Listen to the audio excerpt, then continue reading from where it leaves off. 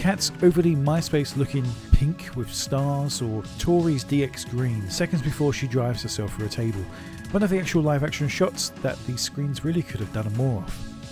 Kane's screen is awesome, showing Kane's mask sitting bathed in a dark and scary red light, but nonetheless, given how long we have to sit behind these and the sheer amount of loading screens in this title, I guess we could have had something a little more interesting, or any kind of moving image, letting us know that our game hasn't crashed as we sit and wait and wait and wait.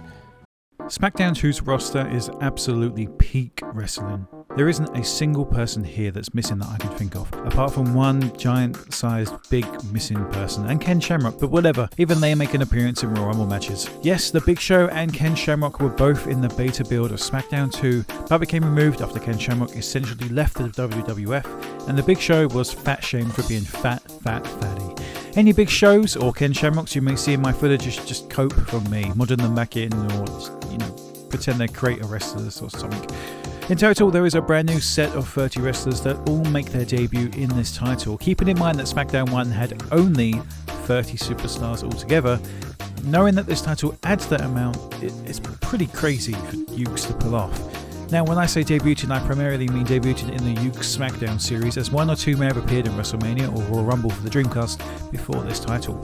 So who have we got this time around? Well, there was quite a large stable presence on SmackDown 2, meaning that of course all DX members are here, including Shawn Michaels, who was missing from SmackDown 1.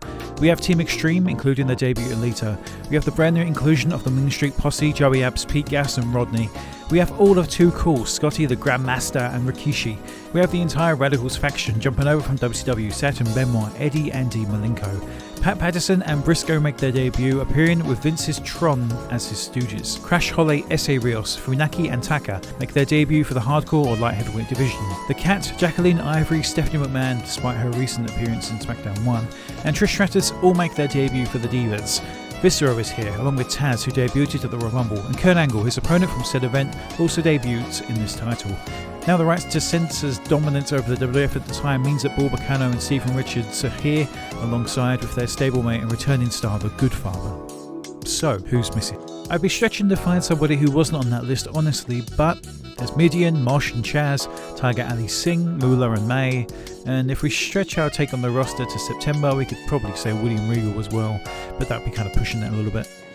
When choosing a wrestler who has a valet or isn't a stable, they may just come straight out with them in a match for exhibition, which is a cool thing that happens, though they're not present in the match itself unless you choose a manager versus manager single match.